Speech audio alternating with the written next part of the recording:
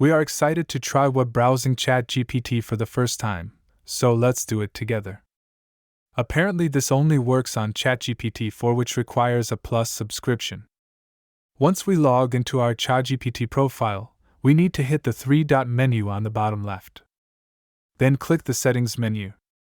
Here we can click Activate the beta features such as web browsing and even plugins, but that is something for another video. Now back in the main interface, we need to toggle the switch to activate GPT-4, and as we see, web-based GPT is now active. Okay, let's put this magic to the test. We ask for the latest flood news in Italy's region Emilia-Romagna. Check the result. Oh no, what is happening? Apparently the web browsing feature does not work on this prompt. Before we try two alternatives to ChatGPT web browsing, let's ask another prompt.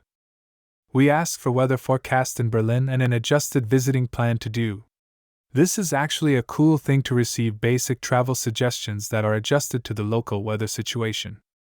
So, what do we see? Apparently even such a simple request cannot be answered, so it looks like this feature is still not working even though we did activate it correctly. But let's not be sad and benchmark this with Perplexity. We asked the same question on the floods in Italy, and the outcome is much more convincing. If you need browser access in your GPT answers, you might use Perplexity for now. Let's ask the same question to ChatSonic. Also here the answer is very appealing and we can clearly see that the internet input is used to answer the prompt perfectly.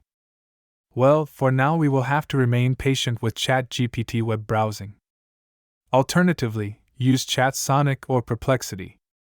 Thank you for watching, liking this video and subscribing to our channel.